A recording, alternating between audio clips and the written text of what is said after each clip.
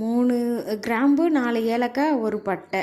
பிரியாணி இலைலாம் இல்லை, அது இருந்தால் போட்டிருப்பேன், இல்லை. அப்புறம் பெரிய சீரகம் கொஞ்சம் கையில் எடுத்து தான் போடுவேன். எப்போயாவது ஸ்பூன் சிக்கிச்சுன்னா போடுவேன், அப்படி இல்லாட்டி கையில் தான்.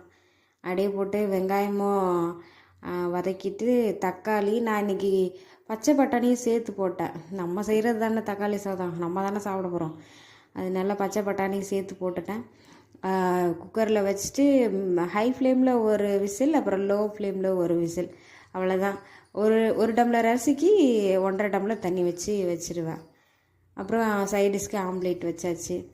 இது வந்து இந்த பச்சை பட்டாணி வைக்கும்போது ஒரு சிலது முளைச்சிருந்தது. சரி, அதை முளைக்க வைக்கலாம் திரும்ப நம்மளும் அப்படின்னு சொல்லிட்டு தோட்டத்தில் இருக்க மண் அள்ளிட்டு வந்து வச்சு அப்படியே ஒரு பையை ரெடி பண்ணி வச்சாச்சு, ஊண்டி வச்சாச்சு. பாப்போம் வளருதா இல்லையான்னு சொல்லிட்டு.